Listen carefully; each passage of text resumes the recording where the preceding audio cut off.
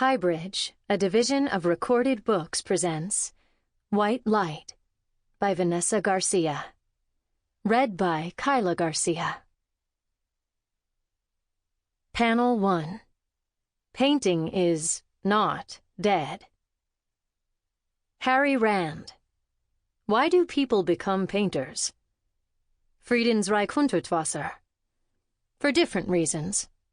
True painters because they want to be priests, because it is a kind of religious activity. Sometimes you wake up with a hole in your heart and you're not sure why.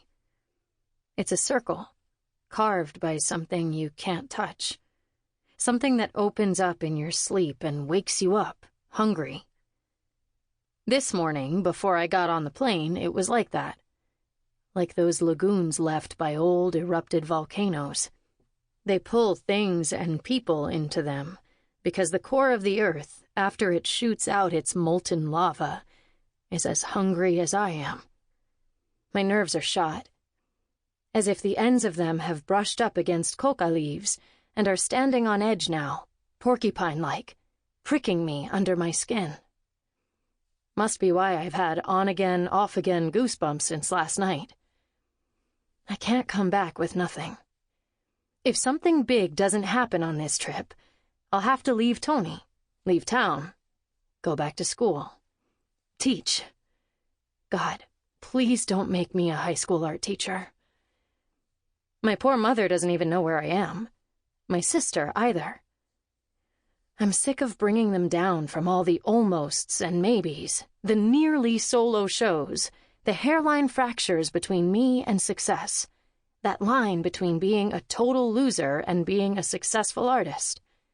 I'm starting to hate that word. Artist. It's embarrassing. Only Tony knows where I am. Dropped me off at the airport. And Lee. This is all Lee's doing to begin with. She said we could settle it over the phone if I really couldn't make it. But I knew what that meant. Another artist would eat smashed, stepped-on black gum off the subway platform for the chance. Chew and swallow and smile. That's how Lee is. She always makes sure her subliminals are obvious. She's also totally old school. Been like that from the start. There are dealers you never talk to, hardly ever see, some you never even meet, do it all over email. But Lee's different. She likes setting up coffees and cocktails and power brunches, all of which is why I said I'd go, come up to New York, see what she wanted. That, and she was paying for my ticket. I didn't want to risk it. Didn't want me not flying up to be the reason why it didn't happen. Whatever it was. She wasn't very clear. All she said was, if you get your painter ass up here, it could change your life. And my life needs some change, in every sense of the word. In my pockets, definitely. So here I am, pulling my orange backpack from my shoulders, up and into the overhead bin. I got the backpack in Amsterdam a while ago. It gives me a feeling of satisfaction and loserhood at the same time. Satisfaction because it's been so many places with me. Makes me feel like I know something about the world. Loserhood because it's also the backpack that served to bring home every painting I failed to sell. A few years ago, I decided to submit work to a bunch of group shows outside Miami and New York, because Miami and New York kept shafting me.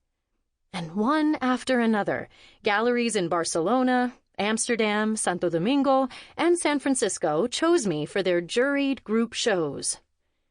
The elation at any kind of invitation covered up the fact that I had to hit each country on my own dime and lug back out whatever I didn't sell, which was everything. Which equals loserhood. I was trying to convince Tony it was an investment, a building of my CV, but I could tell what he was thinking. She's never gonna make it. She's being irresponsible, not saving any money. She's too old for this.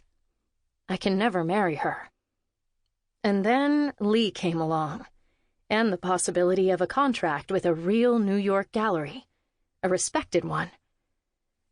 Lee had the potential to transform my life. Oprah makeover style, with a snap of her finely manicured fingers. Get me and my work in front of collectors who drop 20 grand if their interior designer tells them it goes with their rug. Or the snootier collectors, the best kind, searching for someone to discover. For now, though, there's just this. A nervous curiosity about what she wants, and stale airplane oxygen clinging to my lungs. Looking through my wallet, I realize I don't even have enough dough to buy a Morning Glory Bloody Mary. At least I have an aisle seat. Time to sit here and pretend to read as everyone trickles into their seats, squirming by me. The guy sitting across the aisle in the row in front of me seems even more antsy than I probably do. He's wearing an olive green jacket that keeps catching my eye with peripheral movement. The guy's really young, maybe 20, 22. Bearded. Black, Middle Eastern, watery eyes that look a little like the night sky after it rains. Sparkles, here and there, when his dark pupils catch glints of his reading light. If he weren't such a live wire, he'd be kind of handsome. I look down at my art in America. Ignore him. Try to, anyway. Except that his green jacket keeps wailing around and flinching. He's looking up and down the aisle now. Up and down, up and down. Rubbernecking. The kid has a massive book in his lap I can't quite catch the title of. The thing is a tome. Could knock someone out flat with that brick. Jesus. I hope it's not the Quran. He gets up and goes to the bathroom at the front of the plane. Sits down. Then goes to the bathroom again. This time at the back of the plane. We're about to take off. The flight attendant leads him back to his seat. I put away my magazine, and I realize that all of a sudden I'm nervous about this guy. Maybe it's because he's wearing that jacket and I'm Cuban-American, and anything that resembles green fatigues does something to my psyche. Maybe it's something else. The slant of his eyes. What's he doing? He sits down again. Gets back up. The flight attendant comes by and asks him to sit still, to please buckle up. We're reminded over the loudspeaker to please make sure all electronic devices are turned off. I check my phone. The kid's leg starts to shake. The guy next to me taps me on my knee, a suit, Wall Street Journal in hand. "What's wrong with that guy?" he asks. I have no idea, I tell him. We're trying not to stare at the kid. The suit folds his Wall Street Journal until it crumples into a pocket of news that's already old and expired, gaining obsolescence by the half-second. Should I say something? I ask him quietly, trying not to make a fuss. "Somebody has to, I think," the suit says. Which is when my heart starts to beat like an enormous, swelling red balloon inside my chest. Ba-boom. Ba-boom. I'm being racist. I'm a jackass. You'd think an artist would be more enlightened. What a stupid word. I'm an educated person, right? I shouldn't think that just because the guy looks like he's from... Maybe he's just... The kid gets up again. Stands in the middle of the aisle. Sits back down. Ba-boom. Ba-boom. "We have to do something," says the suit. He's growing agitated, his freckled face turning paler than it already was to begin with.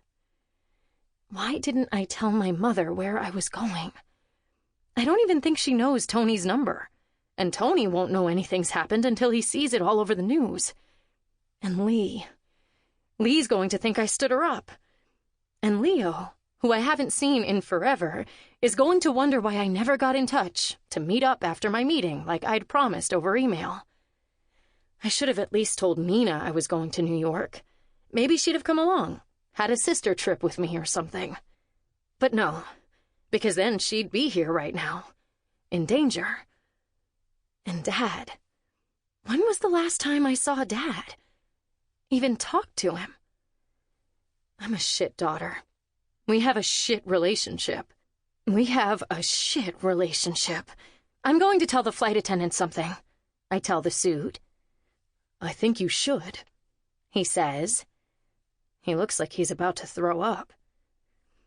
Ba-boom, ba-boom, ba-boom, all the way down the aisle. See that man over there? I tell the flight attendant, trying to keep my voice calm. The guy with the green jacket? The flight attendant looks at me like I'm annoying him.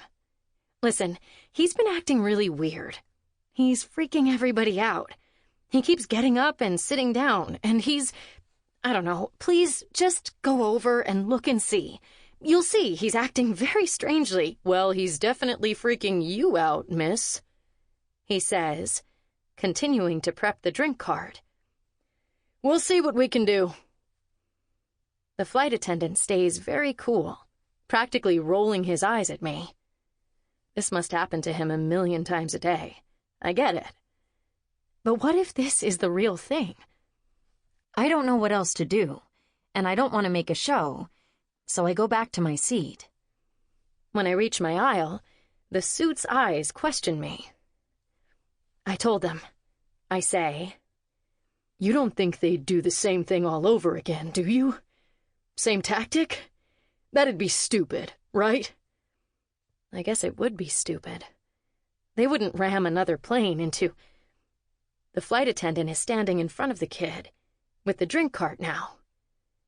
The kid orders something, but I can't hear his voice. Then I see the flight attendant is reaching for a Budweiser. The kid ordered a beer, I say to the suit. That's a good sign. Yeah, that's true. They don't drink, right? He whispers. Can I see your passport, sir?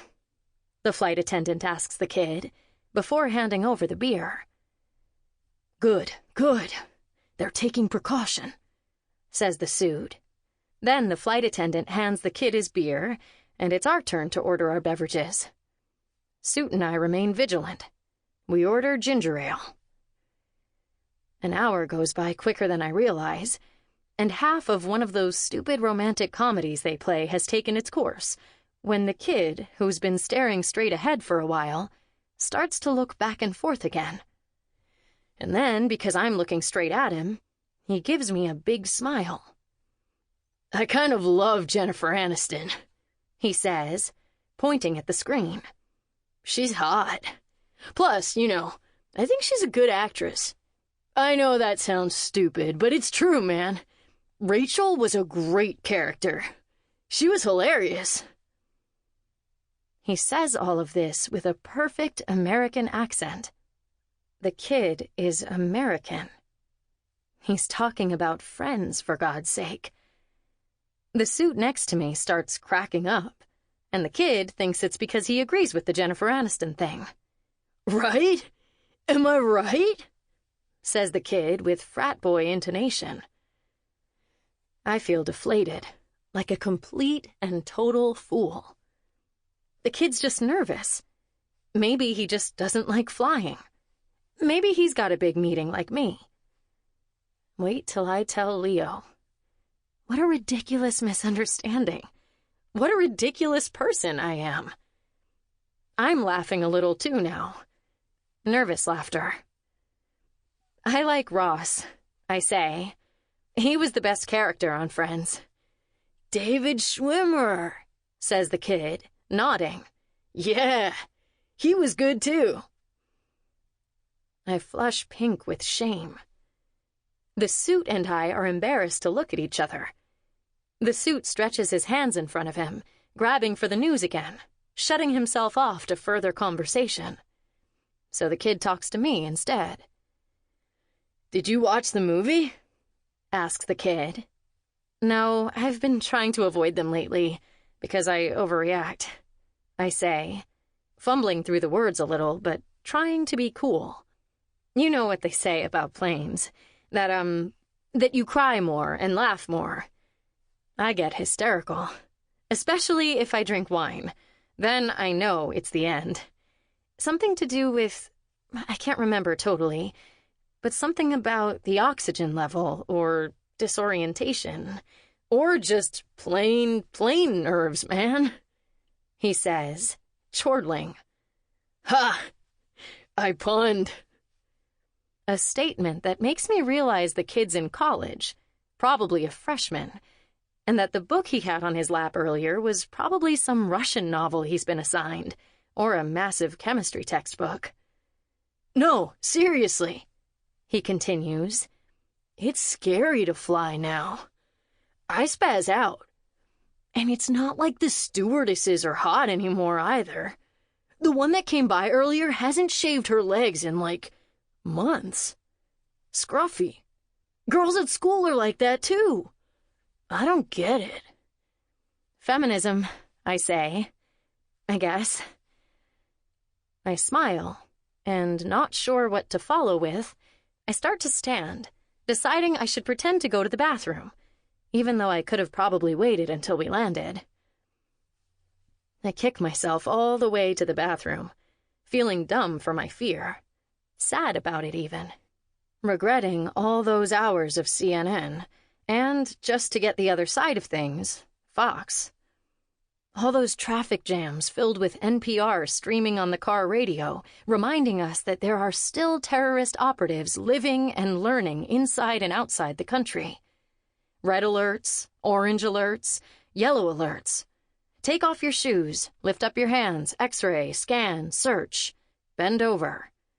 Better safe than sorry, robotically looping in everyone's mind like neon ticker tape flashing headline news. By the time I get back from the bathroom, after standing in line 15 minutes, the kid is fast asleep, mouth wide open, hands folded on his lap. The suit is, too. Both of them, sound asleep. Suit's even snoring a little. Soon enough, we're zooming in on the city from 10,000 feet in the air. Looking down at all those street grids, I feel calmer, less heart-punching ba-boom. But I still feel the hole in my heart from this morning. That hasn't changed. An hour ago, I thought I was going to die, and now I'm pretty sure I'm going to live to see another day. But the hole's still there. There's no sense of real relief in that department, which is desperately unsettling. What's wrong with me? There it is, spread out before me, the free fall between me and the messy muck of being in the city again. I hate New York, because when you're there, inside the grid, you can't see the whole picture, just what lies in front of you. You can get lost. Not like painting, where whether you're inspired to the point of bliss or you think you're losing control, the canvas is always there, whole in front of you like a map, and you're the one drawing lines of perspective. You can always find your way out. That's the power of painting. Landing in LaGuardia all alone. It's cold for September. I try not to look at the suit or the kid I took for a terrorist as I brush by everyone on my way out of the plane. I go straight, follow the signs to the exit, out the door, onto the glittery sidewalk. I forgot what this felt like. The sharp, invisible burn through your clothes, going straight for the bone. I zip my jacket, wrap my scarf, and off I go onto the M60 into Manhattan. Every once in a while, a blush rushes through me when I flash back to telling the flight attendant he had to watch out for the kid.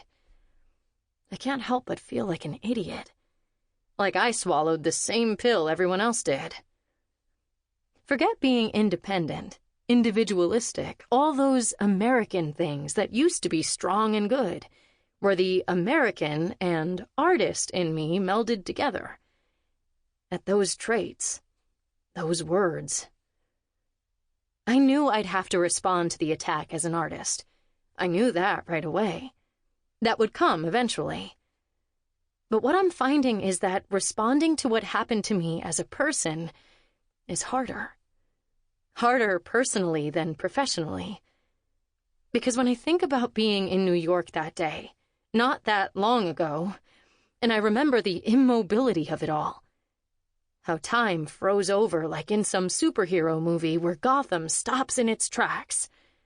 When I remember that, the virtually impossible made real, it's almost okay to be irrational about the whole thing. Regardless, I've got to stop hashing this over in my head. Put some sort of clarity in my stride. Start concentrating on the meeting now. That's why I'm here, isn't it?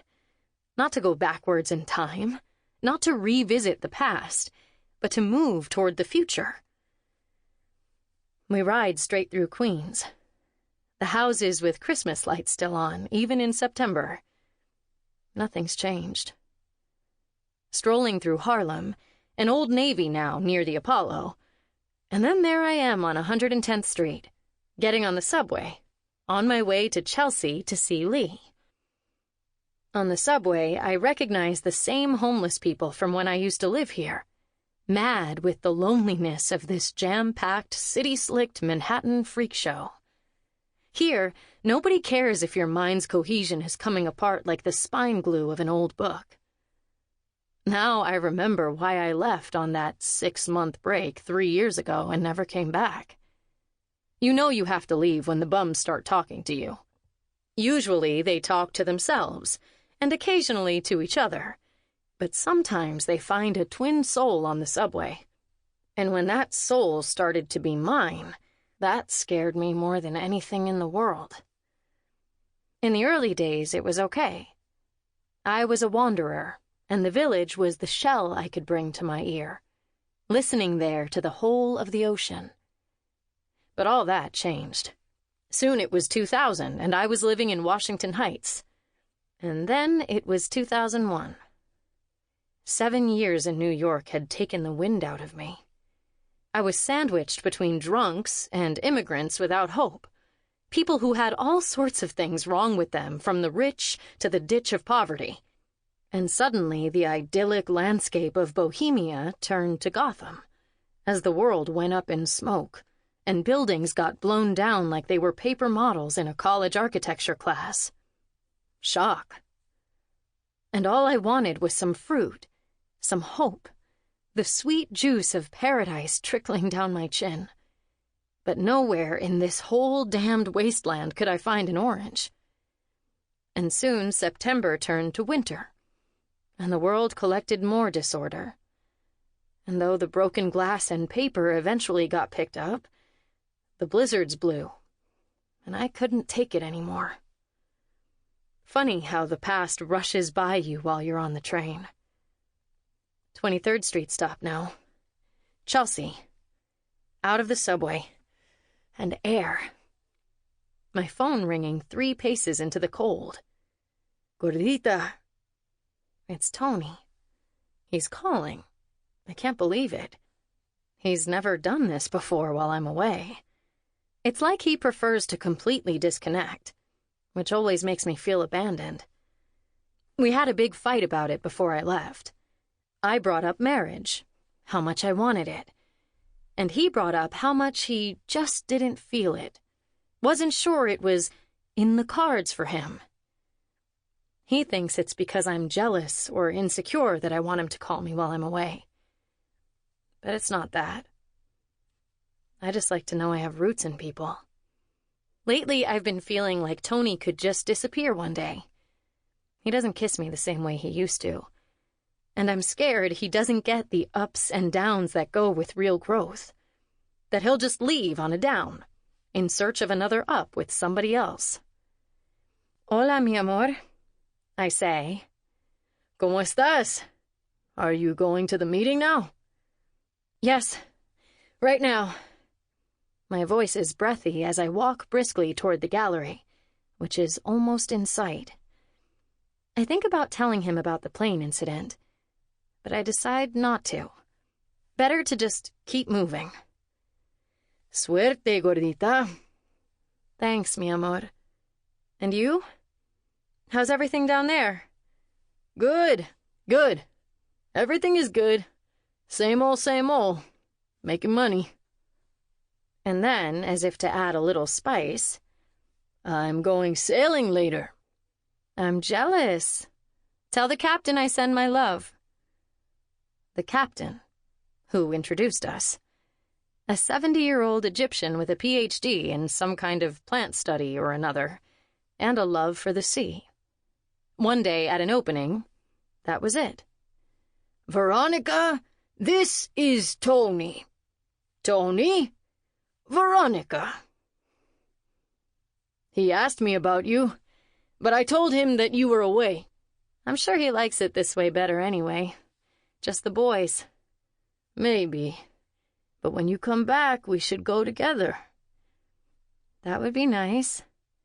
It's been a while. I think of Tony on the sea, how he loves it. It's a false sense of freedom he has on that boat. And really, that's the big difference between us.